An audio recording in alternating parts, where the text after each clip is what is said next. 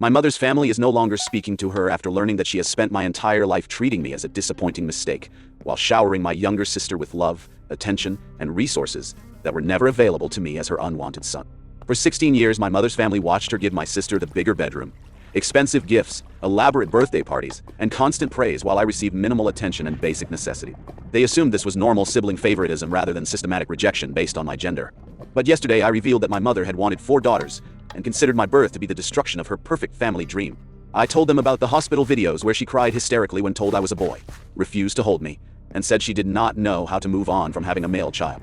I explained that my paternal grandmother had been my sole parent figure for the first 8 years of my life, because my mother could not bond with a child who represented the failure of her reproductive fantasies. My mother's family was horrified to learn that her treatment of me was not random favoritism, but deliberate punishment for being born the wrong gender. They realized that they had been enabling systematic emotional abuse disguised as maternal disappointment. The confrontation happened at my grandparents' house during a family gathering where my mother was gushing about my sister's latest achievements while completely ignoring my presence and contributions to our household. When my grandfather told me that I should be more understanding about our family's little troubles with my mother's gender disappointment, I snapped and said that I do not owe her shit because she chose to have children, and then rejected one for being the wrong sex.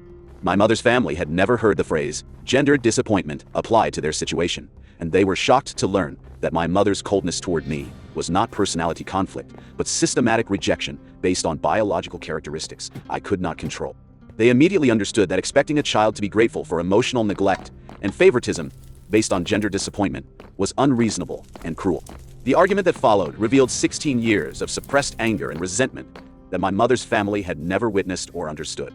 They realized that my recent attitude problems were actually natural responses to years of systematic mistreatment. My mother tried to defend her behavior by claiming that trauma and disappointment about my gender had made it difficult for her to bond with me. But her family rejected these excuses and demanded to know why she had never sought help or made efforts to overcome her prejudices. The revelation has destroyed my mother's reputation with her own family and forced them to confront their role in enabling her systematic mistreatment of her son. But let me take you back to show you how 16 years of gender-based rejection created the perfect storm for this family explosion. Rewind hook. 23 minuti, 240 slaw. The foundation for yesterday's confrontation was built on the day I was born, when my mother's gender disappointment created a rejection so profound that it has shaped every interaction we have had for 16 years. I have seen the hospital videos and photographs from the day of my birth, which document my mother's devastation upon learning that her first child was male rather than the daughter she had been expecting and planning for throughout her pregnancy. The footage shows my mother crying hysterically when the medical staff announced that she had given birth to a boy. She refused to hold me immediately after delivery and expressed despair about not being able to use the female name she had chosen. She said repeatedly that she did not know how to move on from having a son when she had been dreaming of daughters and planning for a female child who could share her interests and values. My paternal grandmother stepped in to provide the parental bonding and care that my mother was unable or unwilling to offer during those crucial first hours and days of my life. The hospital documentation shows my grandmother holding me in most of the official photographs, while my mother appears distant and disconnected from the celebration of new life that should have brought our family together. My mother had apparently been planning for 4 daughters who would create the perfect female-centered family dynamic she had been dreaming about since childhood. My birth as a male child represented the complete destruction of her reproductive fantasies and family planning goals. This gender disappointment created a fundamental rejection that has influenced every aspect of our relationship for my entire life. Compressed setup. 37 minuti, 960 slow. The systematic favoritism that yesterday's confrontation exposed began immediately after my mother's gender disappointment and continued throughout my childhood as she created 2 completely different standards of treatment for her male and female children.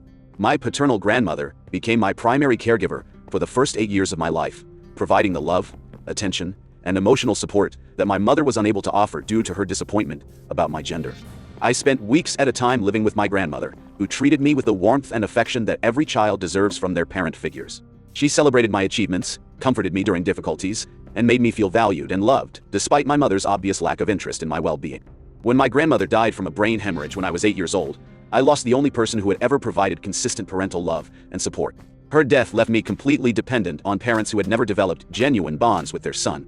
My mother had given birth to my sister Lily 2 years after my birth, and Lily's arrival as the desired female child had immediately shifted all parental attention and resources toward the daughter who represented everything my mother had wanted in a child. The contrast between my mother's treatment of Lily and her treatment of me was stark and obvious to anyone who spent time in our household.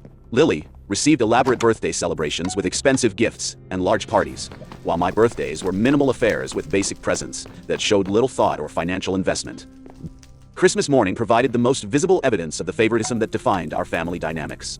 Lily would receive 25 or more gifts from our mother alone, ranging from expensive electronics to designer clothing to elaborate toys and experiences.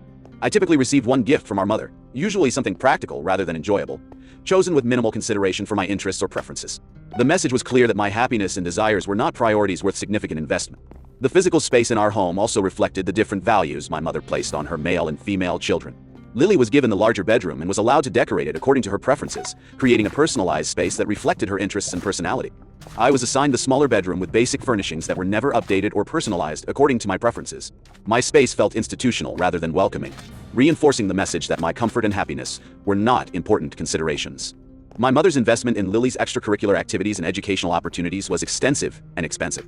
Lily was enrolled in music lessons, sports teams, art classes, and academic enrichment programs that provided her with skills and experiences that would benefit her throughout her life.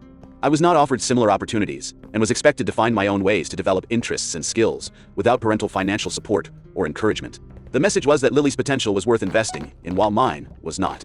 When I expressed interest in activities that required parental support or financial investment, my mother would find excuses about budget limitations or scheduling conflicts that somehow never applied when Lily wanted to pursue new opportunity. The emotional attention and praise that my mother lavished on Lily was equally unbalanced. Every achievement, no matter how small, was celebrated and documented as evidence of Lily's exceptional abilities and promising future. My achievements were acknowledged minimally or ignored entirely, creating the impression that success from her male child was expected rather than celebrated, while success from her female child was remarkable and worthy of extensive recognition. My mother's conversations about her children with friends and extended family focused exclusively on Lily's accomplishments, personality, and future prospects. She would speak about Lily with obvious pride and affection, while rarely mentioning me except when necessary for factual family updates. The few times my mother did discuss me with others, her tone was neutral or slightly disappointed, as if she were describing a problematic employee rather than her beloved child. My mother's lack of physical affection toward me was another obvious sign of her emotional detachment. She hugged and kissed Lily regularly, showing the natural maternal warmth that should have been available to both of her children. Her interactions with me were functional rather than affectionate, focusing on practical necessities like clothing and food, rather than emotional connection and bonding. As I grew older and became more aware of the systematic differences in how my mother treated her children, I began expressing frustration and resentment about the obvious favoritism that defined our family dynamics. My mother would respond to these complaints by suggesting that I was being jealous and ungrateful, rather than acknowledging that her treatment of her children was unequal and harmful. She would claim that Lily needed more attention and support because she was younger and more vulnerable, ignoring the fact that the favoritism had been consistent since Lily's birth and had nothing to do with age-appropriate needs. My mother's extended family observed this favoritism, but interpreted it as normal sibling dynamics, rather than systematic gender-based discrimination. They assumed that some parents naturally connected better with certain children, and that the differences in treatment were based on personality compatibility rather than deliberate bias. They encouraged me to be more understanding and grateful for what I received, without recognizing that what I received was significantly less than what any child deserves from their parent in terms of love, attention, and investment. My recent expressions of anger and resentment about this treatment had been characterized as attitude problems and adolescent rebellion rather than natural responses to years of systematic emotional neglect and favoritism. Detailed revenge. 720 Manut, 3120 Slav. The explosion that destroyed my mother's relationship with her family happened during what should have been a routine family gathering at my grandparents' house, where my mother was engaging in her typical pattern of praising Lily while ignoring my presence and contributions.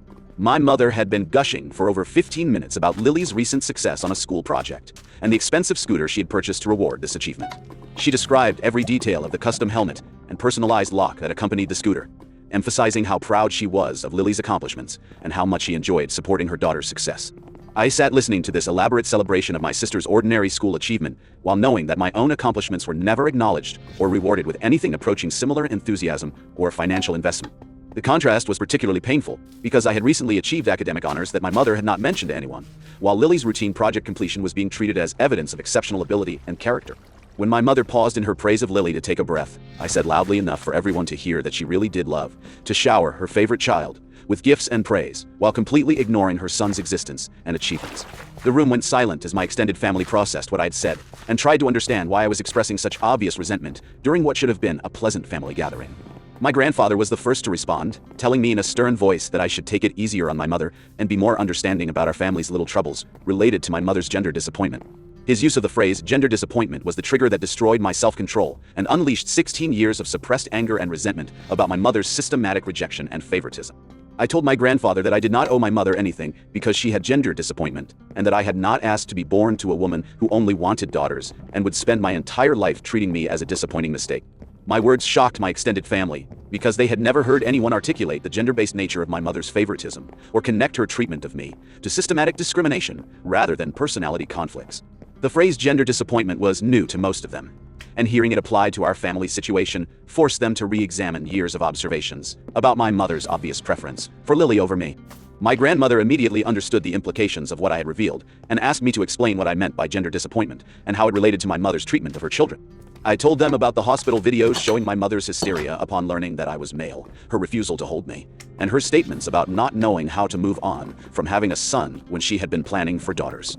I explained that my paternal grandmother had been my sole parent figure for 8 years because my mother had been unable to bond with a child who represented the destruction of her reproductive fantasies. I described how my mother had wanted 4 daughters who would create her perfect female-centered family, and how my birth as a male child had been treated as a catastrophic failure rather than a blessed addition to our family. My extended family was horrified to learn that my mother's coldness and favoritism toward me was not random personality conflict, but deliberate punishment for biological characteristics that I had no control over.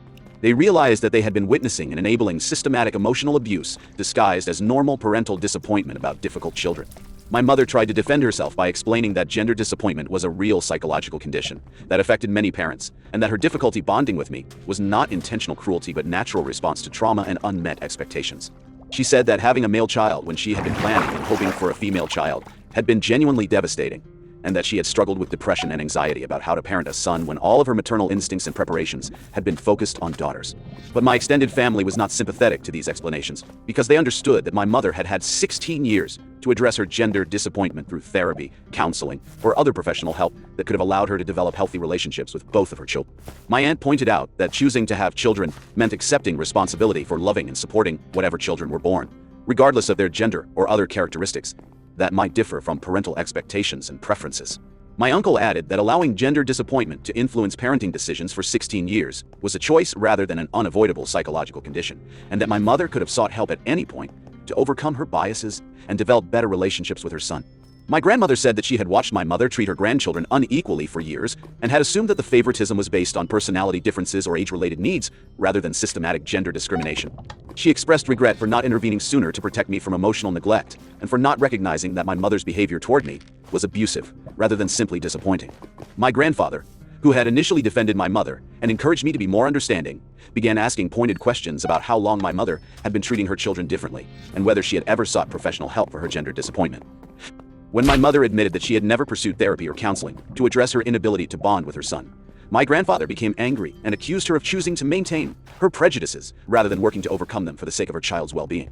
The conversation revealed that my mother had discussed her gender disappointment with her extended family over the years, but had presented it as minor preference rather than systematic rejection that influenced every aspect of her parenting. My family members had interpreted her comments about wanting daughters as normal parental fantasies, rather than understanding that her disappointment about my gender was so profound that it prevented her from developing genuine love and affection for her son. They realized that they had been dismissing my complaints about favoritism as typical sibling rivalry, rather than recognizing that I was describing systematic emotional abuse based on gender discrimination. My mother's family demanded to know why she had never told them about the extent of her gender disappointment, or asked for help in developing better relationships with her son. They pointed out that concealing the true nature of her parenting problems had prevented them from offering support or intervention that might have protected me from years of emotional neglect and systematic favoritism. My mother tried to argue that seeking help for gender disappointment might have seemed like admitting that she did not love her son, and that she had hoped her feelings would change naturally as I grew older and develop personality traits that she could connect with more easily. But her family rejected these explanations and pointed out that her unwillingness to seek help had resulted in 16 years of emotional damage to her son and the creation of family dynamics that were harmful to everyone involved. They said that my recent attitude problems and expressions of resentment were completely understandable responses to years of systematic mistreatment, and that expecting me to be grateful for emotional neglect was unreasonable and cruel. My aunt said that learning about my mother's gender disappointment had completely changed her understanding of our family dynamics and made her realize that she had been enabling abuse by encouraging me to be more understanding and appreciative of inadequate parenting. My uncle added that gender disappointment was not an excuse for systematic favoritism, and that my mother's behavior toward me had been unacceptable, regardless of her psychological struggles with my gender. The confrontation continued for over 2 hours, as my extended family processed the revelation that they had been witnessing and enabling systematic gender-based discrimination, disguised as normal family favoritism. They expressed shock and regret about their failure to recognize the abusive nature of my mother's treatment and their role in encouraging me to accept inadequate parenting as normal and appropriate.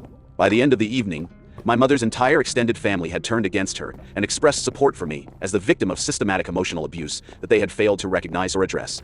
They promised to change their approach to our family dynamics and to stop enabling my mother's continued favoritism and gender-based discrimination. Organic ATA 2025 Minute 1200 Slav. The aftermath of revealing my mother's gender disappointment to her extended family has been swift and devastating to her social support system. Within 24 hours of my explosion at my grandparents' house, my mother has lost the approval and acceptance of family members who had supported her for decades. My grandmother called me the next morning to apologize for years of encouraging me to be more understanding about treatment that she now recognizes was systematic emotional abuse. She said that learning about my mother's gender disappointment had completely changed her perspective on our family dynamics. She admitted that she had observed obvious favoritism toward Lily, but had interpreted it as normal parental preference, rather than understanding that my mother's behavior was motivated by gender-based rejection and discrimination. My grandmother expressed regret for not intervening sooner to protect me from emotional neglect and for not recognizing the signs of systematic abuse that had been obvious to anyone who spent time observing our family interactions. She promised to change her approach to our family relationships and to stop enabling my mother's continued favoritism by offering equal support and attention to both of her grandchildren, regardless of their gender. My grandfather followed with his own apology for dismissing my complaints about favoritism as typical adolescent rebellion, rather than recognizing them as legitimate grievances about systematic mistreatment. He said that using the phrase gender disappointment to excuse my mother's behavior had been inappropriate, and that he should have questioned why my mother was unable to develop normal parental love for her son after 16 years. My extended family members have been reaching out individually to express their shock about my mother's gender disappointment and their commitment to supporting me as the victim of abuse that they failed to recognize or address. My aunts and uncles have apologized for years of encouraging me to be more grateful and understanding about treatment that they now realize was emotionally harmful and developmentally damaging. They have promised to hold my mother accountable for her continued favoritism, and to refuse to enable behavior that they now understand is systematic discrimination rather than normal parental preference. The most significant change has been in how my extended family views my recent expressions of anger and resentment about my mother's treatment. They now understand that my attitude problems were natural responses to years of systematic emotional neglect. Instead of encouraging me to be more appreciative and understanding, they are now validating my feelings and supporting my right to express anger about abuse that has continued for my entire life.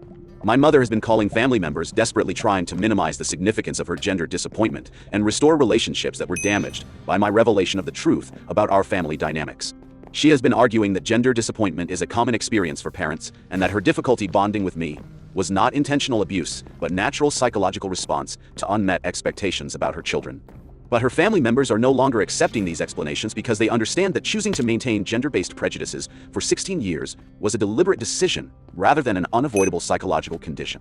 They have pointed out that my mother had numerous opportunities to seek help for her gender disappointment through therapy, counseling, or other professional services that could have allowed her to develop healthy relationships with both of her children. Her failure to pursue help while continuing to systematically favor her daughter over her son is now viewed as evidence of deliberate discrimination rather than innocent psychological struggle.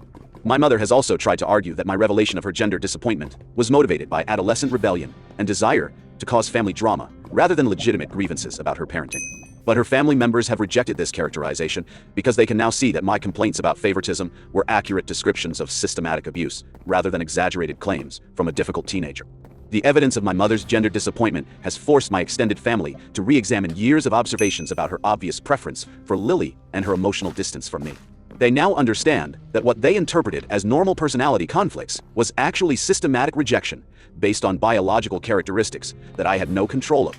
The revelation has also forced them to confront their own role in enabling abuse by encouraging me to accept inadequate parenting as normal and by failing to question why my mother was unable to develop genuine love for her son. My father has been largely absent from these family discussions because he has never been actively involved in parenting decisions or emotional support for his children. His approach to family relationships has always been focused on providing financial support while leaving emotional bonding and child-rearing responsibilities to my mother. But even my father has been forced to acknowledge that my mother's systematic favoritism has created harmful family dynamics that have damaged my emotional development and self-esteem. He has expressed some regret for not intervening to address the obvious inequality in how my mother treated her children, but his apologies feel perfunctory rather than genuine. My sister Lily has been confused and upset by the family conflict that has erupted around the revelation of my mother's gender disappointment. She has never been aware of the systematic nature of my mother's favoritism because she has only experienced the positive aspects of being the preferred child. Learning that her advantages and privileges were based on gender discrimination, rather than genuine merit or need, has been disturbing and guilt-inducing for her. She has apologized for benefiting from favoritism that she did not request or understand. But she has also expressed loyalty to our mother and reluctance to completely condemn someone who has provided her with love and support throughout her life. The most important outcome of revealing my mother's gender disappointment has been the validation and support I have received from extended family members who now understand the true nature of our family dynamics. For the first time in my life, adults who matter to me are acknowledging that my complaints about my mother's treatment were legitimate and that my anger and resentment are justified responses to systematic abuse. This validation has been emotionally healing and has helped me understand that the problems in our family were not caused by my personality or behavior, but by my mother's inability to overcome her gender-based prejudices.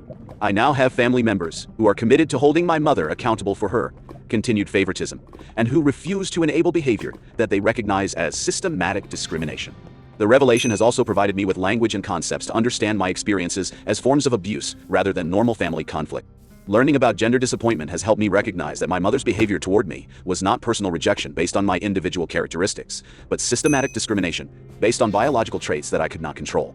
This understanding has been liberating because it has allowed me to stop blaming myself for my mother's inability to love me and to recognize that her behavior reflects her own psychological problems rather than my inadequacies as a son. The most important lesson from this experience has been understanding that speaking truth about abuse, even when it damages family relationships, is necessary for protecting children from continued harm. My mother's extended family needed to understand the true nature of her behavior toward me in order to stop enabling systematic discrimination, disguised as normal parental preference. Have you ever experienced systematic favoritism based on gender or other biological characteristics? How do you address family dynamics where parents treat children unequally? What advice would you give to young people who are struggling with parental rejection based on gender disappointment? Share your thoughts about family fairness and the effects of systematic favoritism in the comments below.